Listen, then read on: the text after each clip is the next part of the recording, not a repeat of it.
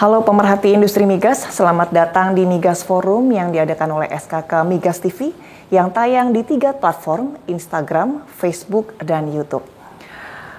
Pemirsa, pemerintah mencanangkan target produksi minyak nasional sebesar 1 juta barel per hari pada tahun 2030. Nah, tentunya ini akan memberikan multiplier effect yang sangat besar terhadap sektor lainnya. Berdasarkan hasil penelitian, 1 miliar US dollar industri hulu migas akan menghasilkan dampak ekonomi sebesar 1,6 kali. Bayangkan betapa besar itu akan membawa dampak ekonomi bagi masyarakat. Dan kita hari ini akan berbincang dengan Kepala Divisi Pengelolaan Rantai Suplai dan Analisis Biaya SKK Migas, Bapak Erwin Suryadi. Kita akan bahas mengenai multiplier effect dari industri hulu migas. Apa kabar Pak Erwin? Baik, Mbak, apa kabar? Pak, dengan target produksi tadi 1 juta barel per hari pada tahun 2030, kira-kira SKK Migas punya rencana apa nih untuk memberikan dampak bagi ekonomi nasional? Oke, makasih Mbak. Jadi yang paling menarik yang mesti kita lihat bahwa SKK Migas ini ya, kita cerita dulu fungsi SKK Migas itu sebenarnya adalah melakukan pembinaan bagi K3S dan industri hulu migas. Ya, jadi kalau kita bicara pembinaan, jadi tidak lagi kita sudah melakukan transformasi besar nih. Kalau dulu memang kita tugasnya adalah mencari minyak dan gas nomor 1. Walaupun ini belum ganti ya, tapi kalau sekarang ada tambahannya. Karena ada ketentuan dari PP, Permen, dan segala macam, maka kita juga ditugaskan sekarang untuk memberdayakan industri dalam negeri. Jadi misi yang paling besar sebagai turunan dari visi 1 juta barel dan 12 BSCFD di tahun 2030 nanti, itu adalah bagaimana supaya industri dalam negeri juga bisa ikut berpartisipasi dan menikmati pertambahan target yang dicapai tersebut. Nah, ini sebuah misi atau harapan yang dicanangkan oleh pemerintah dan juga manajemen SKK Migas untuk kita semua. Sehingga kita perlu membuat sebuah program yang masif sejak sekarang, supaya jangan sampai nanti pada saat kita mencapai target peningkatan pekerjaan, karena sekarang kan angka-angka produksi mungkin kita lihat sekitar 700.000 lah. Kalau nanti targetnya sampai 1 juta barel per hari, bayangkan kenaikan dari activity kurang lebih sekitar 30-50%. Nah, kalau ini tidak bisa dinikmati oleh perusahaan dalam negeri, akan menjadi sangat sayang. Nah, sehingga saat ini divisi yang kami pimpin saat ini itu ditugaskan untuk membina perusahaan-perusahaan dalam negeri supaya nanti pada saatnya pekerjaan bertambah, maka perusahaan dalam negeri akan siap membantu kita semua. Baik, nah kalau saya lihat dari data Pak, pada tahun 2020 nih, tahun lalu ya, kontribusi hulu migas ke penerimaan negara itu mencapai 122 triliun rupiah atau 144% dari target APBNP 2020. Pak Erwin mungkin bisa cerita nggak, industri dalam negeri apa saja nih yang di tahun 2020 kurang lebih atau sampai sekarang yang benar-benar sudah merasakan efek dari aktivitas hulu migas ini? Iya. Jadi kalau berdasarkan data 2020 tadi ya, kita selalu membagi dalam industri hulu migas itu, kita melihat beberapa klaster. Mbak. Jadi klaster nomor satu adalah kalau yang terkait dengan pekerjaan langsung di lapangan itu pasti komoditas-komoditas yang memang langsung terkait, misalkan rig, kapal, OCTG, pipa gitu ya. Itu yang kita sebut dengan komoditas utama dan penunjang migas. Ya, di sini juga sekarang sudah TKDN-nya sudah di atas 52% untuk pekerjaan utama itu. Nah, kemudian yang kedua juga ini juga cerita masalah pandemi ya, Mbak. Cerita pandemi kemarin juga ternyata bukan suatu hal yang kita sebut blessing in disguise. Kenapa blessing in disguise? Karena pada saat semua work from home, ya, industri hulu migas adalah salah satu industri yang menurut ketentuan itu tidak boleh stop. Sehingga Bapak Kepala SKK Migas pada saat itu mengeluarkan keputusan bahwa seluruh kegiatan di hulu migas tetap harus berjalan dengan mematuhi protokol COVID. Nah, sehingga apa yang terjadi? Nah, ternyata salah satu protokol COVID yang kita kedepankan sehingga proses kegiatan di lapangan tetap terjaga, itu salah satunya adalah isolasi mandiri. Nah, dengan adanya isolasi mandiri itu, maka yang perlu kita ketahui salah satunya adalah ternyata tingkat hunian hotel di daerah wilayah kerja hulu migas maupun di Jakarta, beberapa itu penuh gara-gara adanya pegawai-pegawai atau pekerja hulu migas yang tinggal di hotel tersebut untuk melakukan isolasi mandiri. Nah, ini adalah sebuah dampak bagaimana kami dari si hulu migas bukan hanya menyentuh sektor teknikal saja, tapi sampai hospital itu juga berjalan. Begitu juga dengan penerbangan. Garuda, sampai kita punya MOU dengan Garuda. Karena kenapa? Karena kita tetap melakukan penerbangan. Pergantian shifting pekerja di lapangan, itu tetap dilakukan. Kemudian kita juga melihat juga dari sisi kesehatan atau medis. Jadi kemarin sekitar pertengahan tahun pada saat wave kedua ya, alhamdulillah kita juga kemarin sempat menyumbang sekitar 1.500 tabung oksigen ke rumah sakit yang memerlukan, dan juga 4 isotank. Dan ini disebar di seluruh Indonesia. Ya. Jadi menurut kami ini bukan hanya bicara masalah industri hulu migas itu bekerja hanya untuk mencari minyak. Iya, tapi juga ternyata sekitarnya menjadi tumbuh dan berkembang. Ya, termasuk juga tadi salah satu juga yang tidak bisa dilupakan adalah bagaimana teman-teman dari K3S dan SKK Migas itu membangun para UKM-UKM. Nah, itu Pak, menarik banget, saya pengen bahas. Tadi kan kalau Bapak sempat bilang kita meningkatkan, membantu lah ya industri nasional, industri dalam negeri. Nah sekarang kalau kita bahas soal UMKM nih, berarti SKK Migas juga mengharuskan kepada K3S untuk mengembangkan komunitas di sekitar aktivitasnya. Betul. Jadi ada 2 macam ketentuan yang kita sudah buat. Jadi kalau kita bicara CSR, itu artinya bagaimana perusahaan-perusahaan UMKM di situ dikembangkan. Tapi nanti saya akan kembali ke situ. Nah, kemudian dari sisi pengadaan barang dan jasanya dulu, Mbak. Itu di sisi ketentuan yang kita sebut namanya PTK 007, ya. Itu kita sudah mengatur bahwa untuk seluruh pekerjaan-pekerjaan yang nilainya di bawah $1 juta atau 10 miliar rupiah, itu wajib dilaksanakan oleh perusahaan lokal di mana provinsi WK itu berada. Ya. Provinsi ya, tapi ya. Kerja, ya. Nah, sehingga di sini peran daripada K3S itu jangan cuman kalau kita sebut cari gampangnya saja, cari perusahaan nasional yang sudah jadi gitu ya, tapi juga harus sudah mulai untuk membangun perusahaan-perusahaan daerah ini juga supaya bisa hadir. Kalau tadi kita ngobrol-ngobrol Mbak sempat di Chevron ya. Di Chevron itu waktu CPI itu kita membangun sampai ribuan namanya local business unit. Dengan pendapatan pada saat itu kontrak yang beredar juga angkanya mencapai angka triliun selama 10 tahun terakhir ini. Nah, itu adalah sebuah contoh yang kita lakukan dan saat ini sedang kita dorong terus melalui PHR supaya jumlahnya bertambah, nomor 1, dari ribuan tadi terus bisa jadi 10.000 mudah-mudahan, dan yang kedua adalah skalanya. Jadi mudah-mudahan mereka itu nanti bukan hanya nanti jadi jago kandang gitu ya, tapi bisa juga menjadi pemain nasional. Gitu. Nah, itu dari sisi penyedia barang dan jasanya. Nah, kalau dari sisi UKM-nya, tadi balik lagi ke CSR, kita juga melihat ini bagian daripada strategi yang memang sedang kita galakan sekarang. Karena tidak semua, menurut kami kalau kita membangun multiplier effect ya Mbak ya, tidak semua mereka itu harus menjadi vendor di K3S. Tidak semua kan, karena semua orang pasti punya expertise, punya minat gitu ya. Nah, sehingga ada beberapa nih kita juga sudah mulai petakan dari ini hampir mirip dengan konsep nawacitanya Presiden Jokowi, di mana kita melihat dari ujung barat, kita punya misalkan pengembangan ikan Napoleon misalkan, atau ikan kerapu. Yang which is saat ini beberapa saya tanya informasinya, memang sudah diekspor ke luar negeri. Nah, kemudian di Papua misalkan, di Sorong, itu BP Tangguh sudah membangun beberapa perusahaan-perusahaan, namanya Subitu. Subitu itu sudah membuat pakaian ya. Nah, kemarin juga alhamdulillah waktu PON kemarin, Subitu adalah salah satu produsen yang dipakai untuk menjadi seragamnya untuk PON. Dan itu adalah hasil binaan dari K3S. K3S. Nah, ini yang menurut kami perlu terus disosialisasi gitu ya ke masyarakat umum, sehingga teman-teman menjadi tahu bahwa memang industri hulu migas itu tidak hanya bicara masalah minyak dan gas, iya, dan bagaimana kita membangun kehidupan di sekitar wilayah itu menjadi penting. Nah, kalau tadi Pak Erwin sempat bercerita apa yang sudah dilakukan di teman-teman K3S dan diatur oleh SKK Migas. Boleh kita tahu nggak Pak, apa saja peraturan yang dibuat oleh SKK Migas untuk memastikan bahwa K3S ini menjalankan itu, CSR dan pengembangan ekonomi di sekitar wilayah kerjanya? Jadi tadi saya sudah sampaikan salah satunya kita selalu punya buku namanya PTK, ya. Petunjuk tata kerja yang memang mengatur ketentuan-ketentuan yang harus dilaksanakan oleh K3S. Nah, tapi di luar itu juga, Mbak, divisi kami ini yang namanya pengelolaan rantai suplai dan analisis biaya ini, memang salah satu tupoksinya adalah membina perusahaan dalam negeri.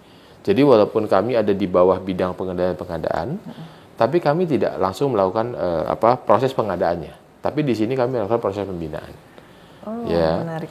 Ya, jadi ini menjadi sebuah hal yang berbeda dan alhamdulillah kami juga banyak diundang oleh beberapa instansi negara lain gitu ya, yang untuk bercerita bagaimana success story kita. Karena secara angka kita target pencapaian TKDN kan saat ini sudah kira-kira 57-58%. Ya. Dan itu kalau kita bicara target nasional, itu dari sisi rencana TKDN itu, untuk 2024 saja target nasional itu baru 50%. Gitu. Jadi keseriusan industri hulu migas untuk membangun TKDN itu tidak stop hanya dari sisi wacana dan teori, bahkan organisasinya pun dibangun untuk mendukung itu. Nah, sehingga karena kita sekarang punya divisi sendiri untuk mengurus pembinaan, maka salah satu konsep yang sedang kita dorong dan kita galakan nih, Mbak, bukan hanya ketentuan, tapi ada kebijakan yang namanya business matchmaking namanya. Okay. Business matchmaking itu kalau bahasa Indonesia apa? Penyamaan bisnis ya, maksudnya. Bahasa gampangnya biro jodoh. Biro jodoh. Iya. Nah, betul. Jadi sekarang saya mau pakai bahasa yang gampang-gampang aja, iya. biro jodoh. Kenapa biro jodoh? Karena kita percaya bahwa K3S mau menggunakan produk dalam negeri gitu ya, ataupun jasa-jasa yang dikeluarkan oleh perusahaan dalam negeri, pasti kan harus muncul dulu feeling, perasaan kan ya. Betul. Nah, perasaan inilah yang menurut saya perlu dibangun dan kita pertemukan. Ya. Nah, itu makanya konsepnya menjadi namanya biro jodoh gitu loh. Jadi mempertemukan antara industri dalam negerinya dengan kebutuhan ya. K3S. Sehingga K3S. Apa nanti multiplier efek itu akan berjalan. Kenapa? Jadi nomor satu kadang-kadang kalau berdasarkan data atau pengamatan yang kami lakukan lah ya, salah satunya kenapa sih kok ada identifikasi produk dalam negeri itu katanya harganya mahal, kualitasnya kurang, kira-kira gitu ya. Itu kan dua selalu yang menjadi jargon di mana-mana. Selalu dibahas. Iya. Kenapa seperti itu? Karena buat saya dulu pembinaannya tidak berjalan. Betul. Jadi mereka dengan segala idenya itu mencari informasi, mencari teknologi dan berinvestasi gitu ya, untuk melakukan pengembangan produknya. Oke? Dilala ternyata ke lapangannya nggak butuh itu. Ya ini kan yang menarik kan nih. Iya. Nggak ketemu ya Pak ya, antara supplier dan demand-nya. Iya. Jadi kalau sekarang ini kita pertemukan. Jadi K3S harus cerita. Nanti pada saat konsep misalkan sudah mature field atau lapangannya semakin tua, kira-kira Anda butuh seperti apa yang mesti dibuat oleh perusahaan dalam negeri.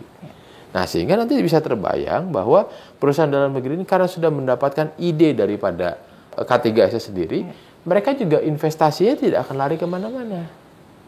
Mereka akan fokus kepada investasi yang dibutuhkan.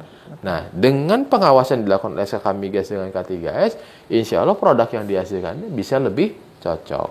Nah, tadi karena diarahkan, uangnya juga investasinya nggak kemana-mana. Dan ini menjadikan ekonomi ini harusnya biayanya lebih turun. Nah, ini yang sedang kita gali sekarang. Baik. Berarti tadi saya mencatat Pak, ada dampak ekonomi, satu lagi dampak pengembangan sumber daya manusia. Itu yang saya reken banget dalam diskusi kita hari ini. Nah, untuk pengembangan sumber daya manusia ini Pak, selain memberikan mereka istilahnya pembinaan lah ya, pelatihan-pelatihan terkait dengan industri-industri yang dibutuhkan oleh K3S. Apalagi Pak yang terkait dengan pengembangan sumber daya manusia di daerah? Setuju. Jadi pengembangan sumber daya manusia itu adalah kunci dari segalanya, Mbak. Karena kita selalu melihat bahwa ya tadi multiplier effect itu sangat sayang apabila kebijakan untuk operational dan segala macam kegiatan di lapangan itu didominasi oleh orang luar. Ini yang kita sayangkan. Makanya salah satunya yang saat ini sudah kelihatan, khususnya di tempat kami ya, counterpart kami di supply chain ini atau di pengelolaan rantai supply, itu seluruh diskusinya atau seluruh personil di K3S saat ini alhamdulillah sudah warga negara Indonesia. Itu nomor satu dulu.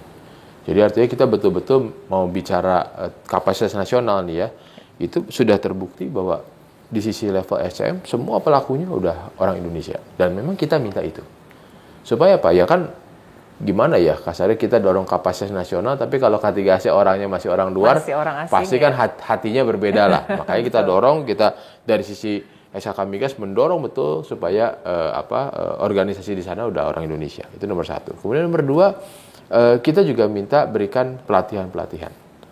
Ini pelatihan-pelatihan ini segala macam nih, dari sisi yang sangat technical gitu ya. Jadi orang-orang di industri hulu migas ini ada akademi-akademi yang misalkan cepu segala macam, kita kerjasama dan terus diberikan pelatihan-pelatihan supaya makin pinter gitu ya. Nah, ini khususnya bagaimana kita memberdayakan orang-orang tenaga kerja yang misalkan adanya di Papua ataupun nanti di Masela, di Inpex. Ya, artinya orang-orang ini yang kita angkat supaya memang mereka punya pengetahuan, punya skill yang tinggi untuk bisa bekerja di situ. Nah, kemudian yang ketiga, kita juga sekarang terus melakukan pembinaan itu dari sisi transfer of technology. Nah, jadi kayak misalkan untuk pembangunan LNG tangguh misalkan gitu ya. Nah, di situ kan memang untuk teknologi LNG kan memang sekarang ini kan tadi yang mengerti itu kan perusahaan luar gitu ya. Makanya dalam proses tendernya dan proses pemenangnya kemarin, itu kita minta perusahaan dalam negeri itu menjadi lead firm. Di mana perusahaan yang punya teknologi tadi menjadi member konsorsium.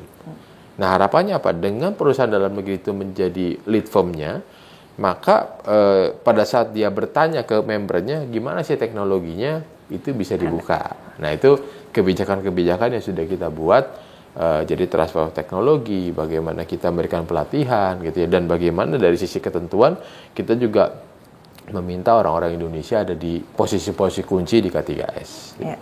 Dan tadi kalau Pak Erwin cerita soal pembinaan dari sisi teknis. Kalau yang non teknis Pak, terutama saya ingin bertanya nih, yang di daerah. Nah, ada nggak pembinaan-pembinaan yang sistemnya non teknis, yang modelan non teknis untuk masyarakat di daerah, yang tadi akhirnya akan menghasilkan multiplier effect itu? Yang paling gampang itu pada saat kita bicara bagaimana, ada dua tadi ya. Jadi nomor satu adalah bagaimana kita mendorong perusahaan-perusahaan daerah menjadi vendor di K3S. Oke. Itu kita punya program namanya Centralized Integrated Vendor Database atau CIVD. Jadi di sini ada database yang kita miliki, yang kita punyai untuk bisa menampung seluruh perusahaan-perusahaan yang akan ikut tender di hulu migas. Jadi pengumumannya ada di situ, vendor-vendornya ada di situ. Oke. Nah, kemudian teman-teman saya dari para kepala perwakilan itu cerita, ini bagaimana ya kalau perusahaan daerah mau terdaftar. Nah, di sini makanya setiap tahun kami di divisi ini punya program namanya Vendor Days.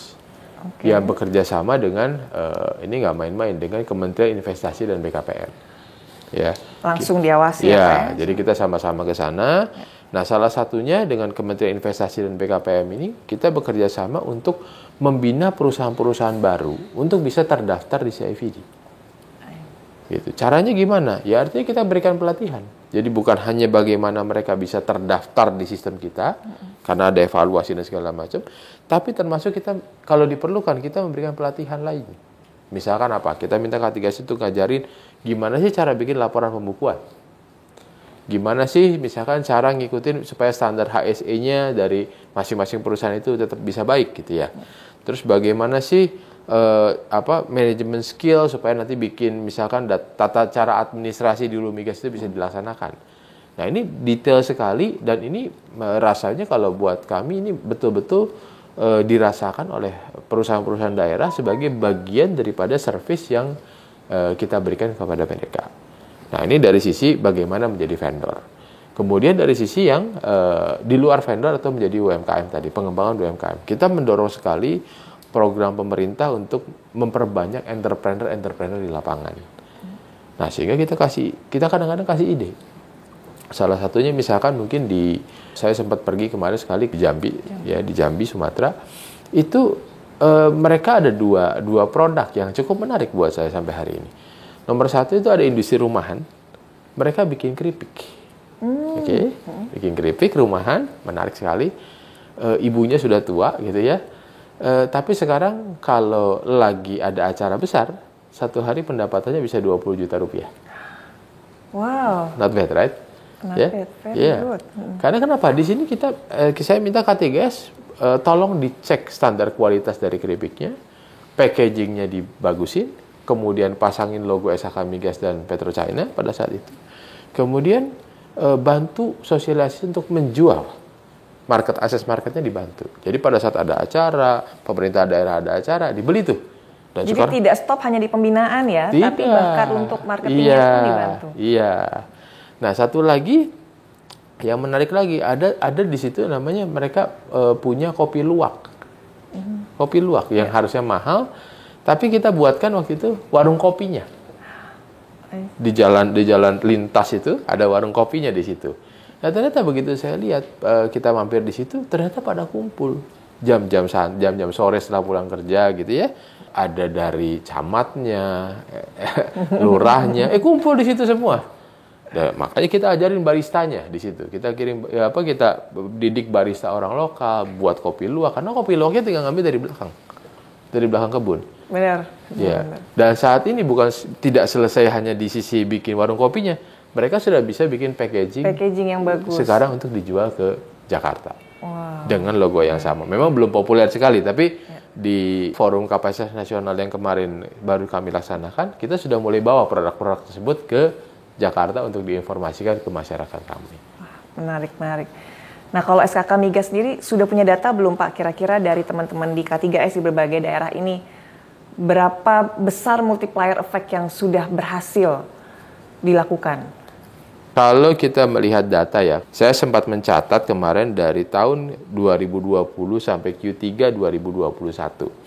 Saya melihat bahwa ada total kontrak barang dan jasa yang sudah jalan sekarang, itu kira-kira 103 triliun nilainya. Nah, di situ bisa dibayangkan kalau TKDN kita 57%, berarti sekitar 58 sampai 60 triliun itu dibelanjakan ke perusahaan dalam negeri.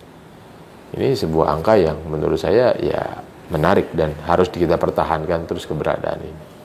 Iya. Nah, kalau yang untuk ICSR Pak, untuk komunitas, ada nggak Pak datanya? Berapa komunitas yang sudah berhasil dibangun atau bisnis-bisnis rumahan yang sudah dibangun? Kalau itu sebenarnya sudah ada. Cuman saat ini secara angka kita sudah membaginya per klaster wilayah dulu. Jadi saya pengen lihat di setiap, misalkan di Sumatera, kalau kita bicara konsep nawacita gitu ya, di peta Indonesia ini di setiap wilayah kerja ini sudah ada belum? Karena ada kadang-kadang pembinaannya sudah kelihatan gitu ya, tapi orientasi daripada K3S-nya dulu nih itu masih ke arah servisnya seperti biasa, misalkan bikin sekolah, nggak salah sih, kemudian betulin jalan gitu ya. Jadi prioritas sebelumnya masih fokusnya adalah ke kebutuhan dari daerah atau perbaikan infrastruktur yang dibutuhkan apa itu yang kita bangun, penyediaan air bersih dan segala macam. Nah, tapi sekarang ini karena sudah ada konsep seperti ini, makanya kita juga sudah mulai mendorong dan memberikan persiapan kepada K3S untuk membangun juga perusahaan-perusahaan atau UMKM di lapangan. Nah, mudah-mudahan tahun depan lah ya, insya Allah saya bisa lebih clear lagi memberikan data-data terkait bagaimana perusahaan-perusahaan di daerah itu berkembang. Tapi saya yakin sih Pak, pasti udah banyak sih di daerah. Harusnya banyak. Kalau kita bicara di peta sebaran Indonesia gitu ya, sampai bank pupuk kompos gitu juga kita punya. Kemudian kita juga punya lagi tukang betulin AC. Wow. Ya. Jadi ada satu K3S itu ngajarin bikin satu perusahaan orang itu untuk betulin AC. Jadi belajar AC ini nggak mudah juga nggak sulit. Tapi belajarnya sampai dikirim ke Jepang, ke pabrikannya. Wah, keren banget. Iya, jadi mereka betul-betul memahami sekali apa yang mereka kerjakan. Dan ini yang buat saya apresiasinya sangat tinggi karena memang yang penting serius dan niat. Gitu. Ini yang kita cari kan. Jangan nanti cuma dibantu, difasilitasi, udah gitu mereka hilang. Tadi Pak Erwin sempat menyebutkan infrastruktur. Saya rasa juga kalau misalkan di suatu daerah yang ada wilayah kerjanya, pasti itu akan salah satu hal yang cukup terdampak di daerah itu. Boleh diceritain nggak Pak? Infrastruktur jelas sekali. Jadi kalau yang gampang nih ya, misalkan kita bicara untuk misalkan kita mau ngebor di satu titik gitu ya. Ini kita lihat dulu mau ngebor satu titik yang diperlukan apa. Lo pasti kan ada persiapan lahan. Karena nggak mungkin yang namanya rig itu bisa berdiri di tanah rawa misalkan, kan nggak mungkin kan. Nah, jadi bagaimana persiapan lahannya mesti disiapkan. Kemudian nanti jalan untuk mencapai akses yang mesti disediakan gitu ya. Kemudian jangan lupa juga masalah makanannya. Gitu loh. Kira-kira mungkin nggak kalau misalkan nggak ada warung kerja nggak pakai makan. Iya. Pada daerahnya remote di luar. Ya kan? Ini sulit sekali gitu. Jadi ini pasti adalah komponen dasar yang pasti dipenuhi, termasuk yang namanya jaringan listrik dan telepon. Jaringan-jaringan handphone, itu pasti jalan tuh. Ya, karena kenapa? Mau nggak mau kan harus ada komunikasi. Contoh yang kita lihat di sini ada laporan-laporan seperti ini. Kalau tidak ada jaringan internetnya, gimana ngelaporinya? Kan nggak mungkin. Jadi mau tidak mau yang tadinya remote, tidak terjangkau oleh komunikasi luar, mau tidak mau, suka tidak suka sekarang mulai terbuka gara-gara adanya kehadiran dari industri hulu migas. Nah, termasuk juga kalau kita bicaranya offshore. Bukan artinya di offshore itu tidak ada perkembangan. Pada saat ingin melakukan pengiriman orang ataupun barang, berarti dermaganya harus siap, jetinya harus siap. Segala infrastruktur pengiriman macam-macam tuh ya, dari darat ke laut itu mesti disiapkan. Bagaimana kapal-kapal dalam negeri ini kita bangun untuk mendukung proses. Banyak sekali. There's so many things we can do. Yes. Jadi menuju target 1 juta barel per hari ini memang benar-benar kalau dikerjakan dengan baik itu akan mengangkat juga ekonomi dari wilayah sekitar, dari sekitar wilayah kerja K3S gitu ya Pak ya. Baik, ada closing statement Pak untuk diskusi kita hari ini? Kalau kita bicara diskusi, yang kita coba jelaskan secara lebih komprehensif dan lebih jelas, salah satunya adalah kita bicara industri hulu migas ini tidak melulu hanya masalah memproduksi crude oil ataupun gas. Itu salah satunya saja. Tapi sekarang memang dengan adanya penugasan atau ketentuan-ketentuan lain, memang sudah makin kompleks dan makin banyak yang harus kita lakukan. Sehingga organisasi juga makin berkembang dan niat baik kita untuk membangun industri ini harus lebih luas lagi cara pandangnya. Jadi tidak bisa cuma produksi, pokoknya saya pengen dapat minyak dengan target berapa, selesai. Tidak seperti itu lagi. Harus banyak sekali yang kita lihat. Di satu sisi kita memang mendukung program pemerintah atau program dunia terkait dengan energi baru terbarukan, tapi peran daripada kehadiran industri hulu migas menurut kami masih tetap sentral dan ini tidak mudah juga tergantikan. Ya, tapi memang saat ini kita harus berjuang dengan industri yang sudah ada ini. Bagaimana kita mengangkat kehidupan atau mengangkat ekonomi di daerah maupun secara nasional supaya bisa keluar terutama dari sisi setelah pandemi ini. Dan kita harus berkontribusi mengangkat kehidupan dan pertumbuhan ekonomi ini. Kira-kira itu, Mbak. Pak Erwin, terima kasih banyak diskusinya hari ini. Semoga bisa menjadi insight untuk pemerhati industri migas. Kepada Pak Erwin Suryadi, Kepala Divisi Pengelolaan Rantai Suplai dan Analisis Biaya SKK Migas, terima kasih banyak. Terima kasih, Mbak. Terima kasih. Baik pemerhati industri migas, sampai jumpa lagi di acara Migas Forum SKK Migas TV.